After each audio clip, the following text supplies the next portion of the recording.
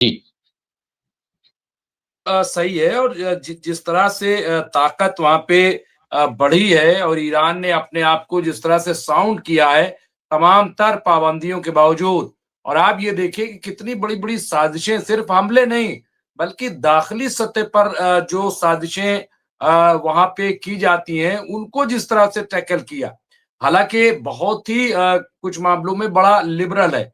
मैं इसलिए ये बात कर रहा हूँ, अगर आप हिंदुस्तान में देखें तो हिंदुस्तान में आप किसी भी एम्बेसी में जाइए तो बहुत सारी चेकिंग और तमाम उससे गुजरना पड़ता है। लेकिन आप ईरान एम्बेसी चले जाइए, बड़ी आसानी से अगर आपका पहले से अपॉइंटमेंट है, एक गेट लगा है, आसानी से एक आम वो जैसे सेक्रेटेरिएट वगैरह हम लोगों के यहाँ है कि जाइए और वो ऐसे एक चेक करके और भेज देते हैं। तो या उनके जो सफ़ीर होते हैं वो कितनी आसानी से घूमते फिरते हैं। अब बाकी लोगों का जो आलम है वो आप सब जानते हैं।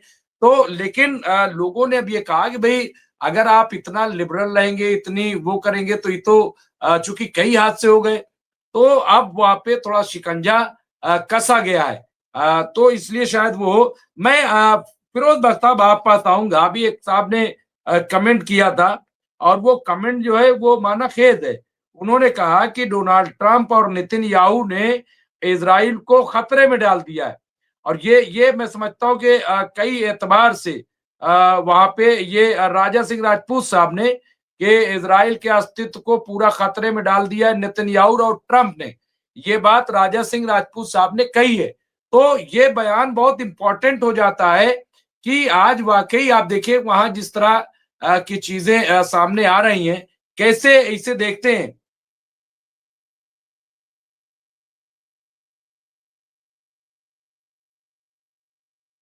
जी, आपको आवाज पहुंच रही है मेरी? डॉक्टर पहुँच रही मुमताज है, आलम से। जी, पहुँच रही। नहीं देखिए ऐसा है, ये जो कमेंट है कि इजराइल को खतरे में डाल दिया है ट्रम्प साहब ने और नेतन्याहू साहब ने, ये बिल्कुल बैंग ऑन टारगेट है। और इसलिए भी है कि इसराइल की खैर जभी तक है जब तक जंग नहीं होती। एक वजह जो है, अमेरिका थोड़ा-सा हिचक रहा है अटैक करने के लिए, क्योंकि जंग के बाद क्या होता है कोई कुछ नहीं कह सकता। कौन कहाँ से अटैक कर रहा है, किसका हमला कहाँ से हो रहा है, किसका जो है ड्रोन कहाँ से निकल रहा है, किसका बेड़ा कहाँ से जा रहा है, नोबडी कैन टेल एनीथिंग। लेकिन इस बात की श्योरिटी है कि अमेरिका ने अगर टच किया ईरान को किसी भी एंगल से, किसी भी तरीके से, चाहे अपने बेड़ों से, चाहे बी-2 बॉम्बर से, तो ईरान के पास कई ऑप्शंस हैं। ईरान के पास कई ऑप्शंस ये हैं, मतलब वॉर के पॉजिटिव एक्शंस बता रहा हूँ मैं। वॉर तो अच्छी नहीं होती, तो किया जाए हमला, तो ये देखना पड़ेगा कौन सा दांव इस्तेमाल करे हो। जैसे आपस में कुश्ती होती है दो पहलवानों में, तो वो एक दूसरे को चित करने के लिए तरह तरह के दांव आजमाते हैं। अब ईरान के पास कई दांव हैं, ठीक है, चाहे वो धोबी पटक हो या कुछ भी हो। ईरान इनके बेड़े को भी उसका बेड़ा गर्क कर सकता है। ईरान इसराइल पे भी अटैक कर सकता है, और जो बेसिस हैं आसपास मिडल ईस्ट में। तो अब ये नहीं पता कि ईरान क्या करे। अमेरिका को भी इस बात का ये नहीं पता ना, कोई इल्हाम थोड़ा ये कि अगर वो अटैक करेगा तो ईरान छोड़ेगा थोड़े ही। ईरान भी अटैक करेगा, हालांकि अच्छी बातें नहीं है, हम वॉर की बातें कर रहे हैं। लेकिन अगर ये जो वॉर ऑफ एट्रिशन, अपने बका की लड़ाई लड़ रहा है ईरान, ईरान किसी पे हमला नहीं कर रहा है, वो तो उसके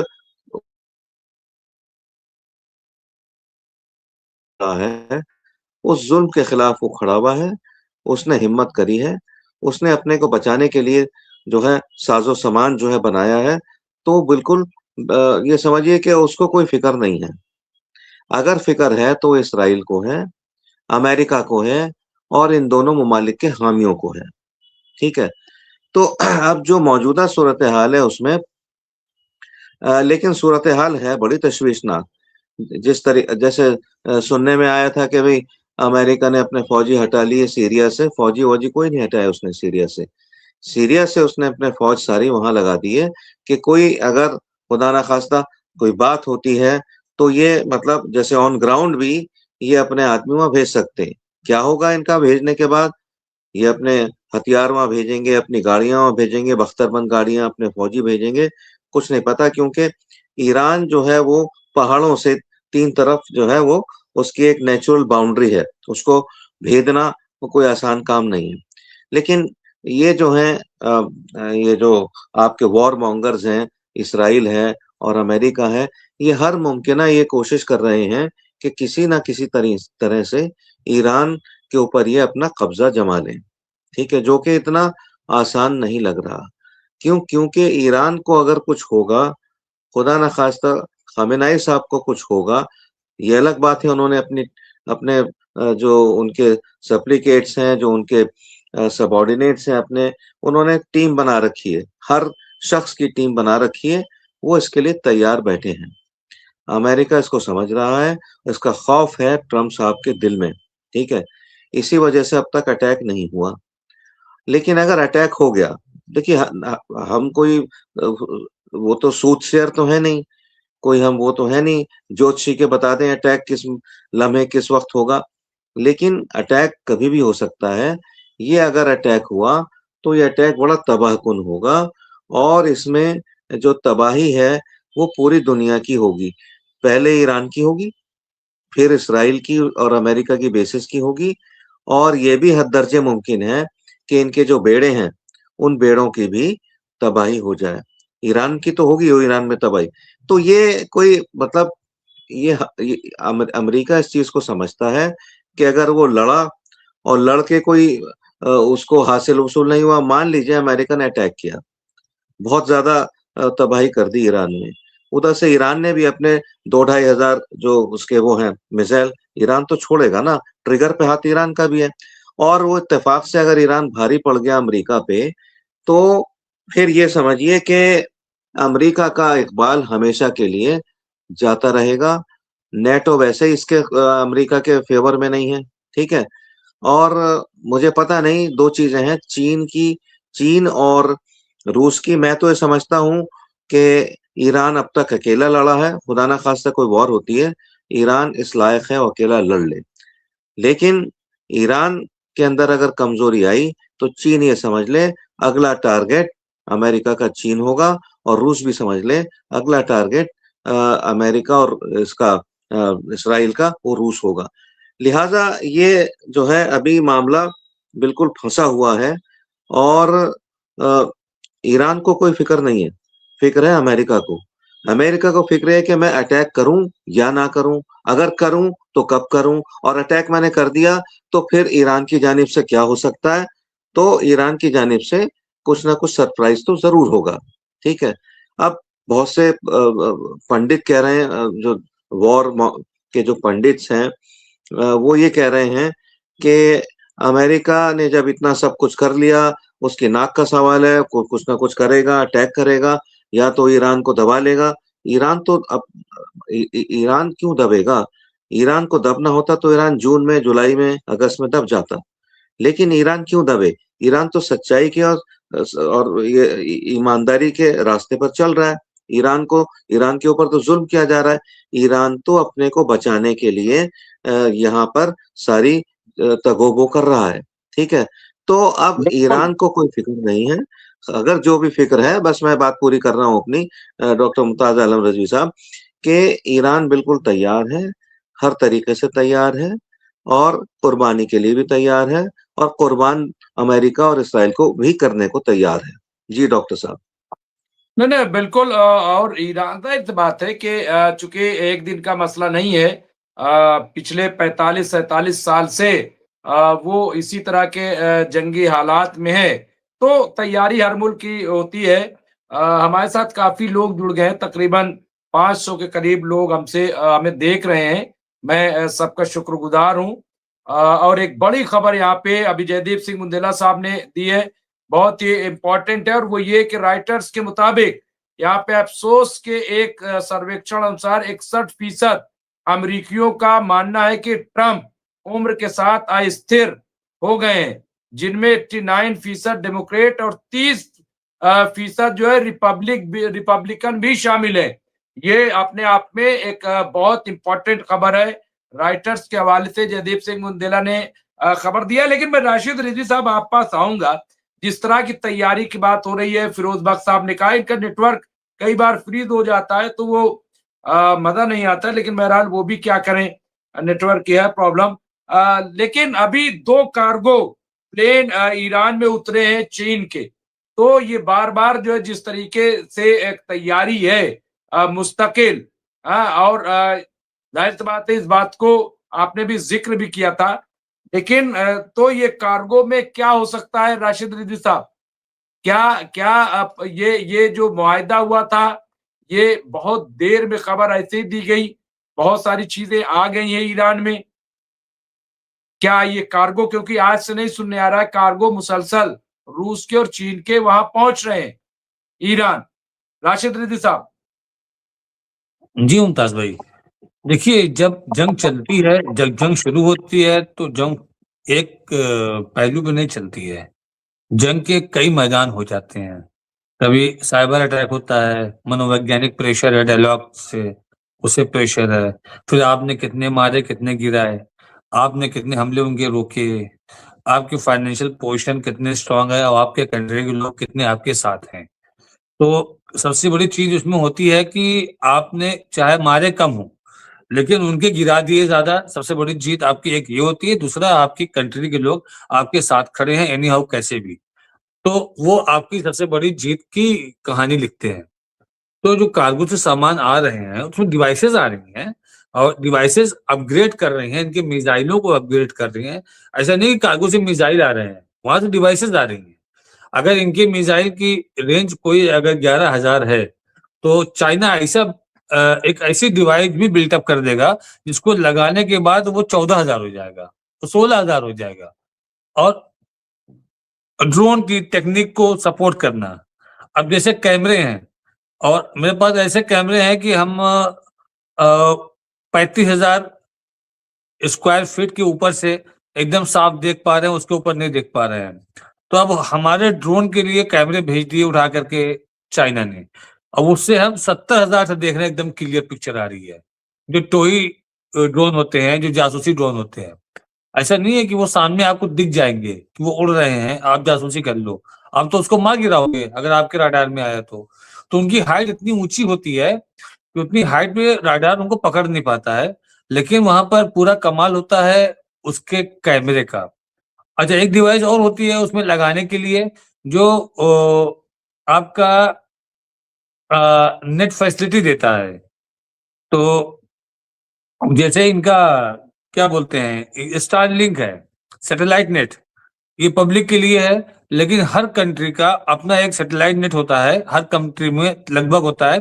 अभी ईरान ने अपना शुरू नहीं कर पाया है, अपना सैटेलाइट तो भेजा है लेकिन उसको जो भी सपोर्ट मिलता है लाइव लोकेशन का, वो अभी चाइना से मिलता है। तो वो डिवाइस भी अगर वो लगाते हैं उस ड्रोन से, तो वो ड्रोन ऊपर रह करके नीचे पूरा लाइव आपको देता है। क्योंकि नीचे का नेटवर्क जो है 35,000 के ऊपर, 70,000 फीट के ऊपर कवर नहीं कर पाता। नीचे का नेटवर्क, नेट फैसिलिटी नहीं मिल पाती है, तो वो सैटेलाइट से ही उनको नेटवर्क मिलता है, जिससे वो लाइव देखते हैं कि कौन सा बेड़ा कहाँ खड़ा है, क्या हो रहा है। सब चहलकदमी उससे मालूम होती रहती है, जिसको लेकर के इसराइल और अमेरिका घबरा रहे हैं। और यही सैटेलाइट नेट के ही थ्रू पूरा लाइव लोकेशन जो है ऑपरेशन सिंदूर में पाकिस्तान को चाइना ने दिया था। तो मुमताज भाई, जो भी आ रहा है डिवाइसेस वहां से, वो कार्गो से ही आएगा। शिप पे तो अब हमको लगता नहीं है कि इतना टाइम है कि वो पानी के शिप से उनको भेजा जाए वहां सामान। अब जो आएगा दनादन कार्गो से आएगा, भर भर के आएगा।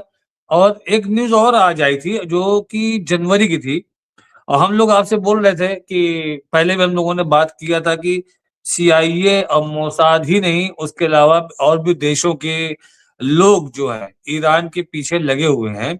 वहां के राजदूत वगैरह के ऊपर हम लोगों ने बात किया था 3-4 महीना पहले भी। तो एक नीदरलैंड के राजदूत का जनवरी का किस्सा अभी ओपन हुआ है कि जब वो आए तो उनके सामान को चेक स्कैन करने के लिए उनके बैग को कहा गया, तो वो इनकार करने लगे कि नहीं, जो नियम बताने लगे कि राजदूतों के बैग स्कैन नहीं होते हैं, तो उन्होंने कहा नहीं अभी हमारे इमरजेंसी है, हम तो करेंगे। तो नाराज होके अपना बैग छोड़ के चले गए वो।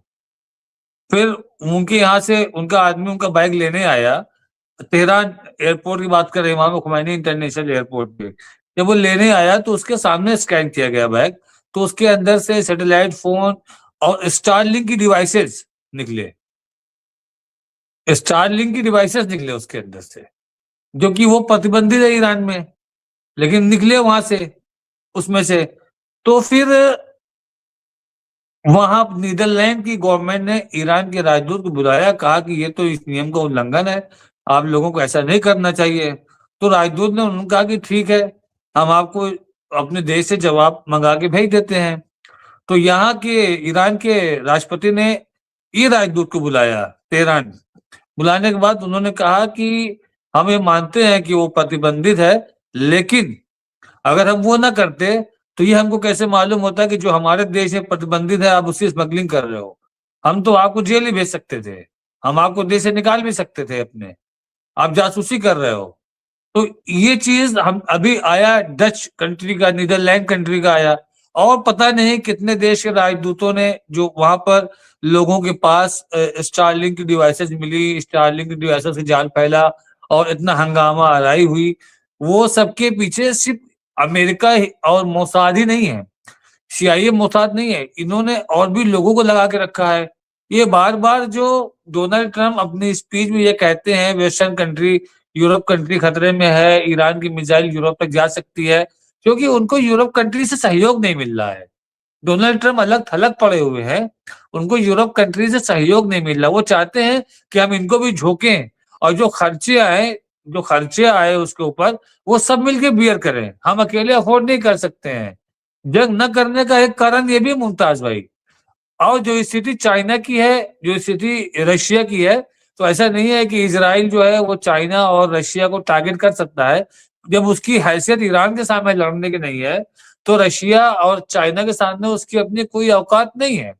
लेकिन ये है कि वो पुलिस चौकी है इजराइल की, ये अमेरिका की, अगर ये यहाँ से खत्म हो जाती है तो यहाँ पर फिर स्कोप बढ़ जाता है चाइना का, फिर स्कोप बढ़ जाता है मिडिल ईस्ट में रशिया का।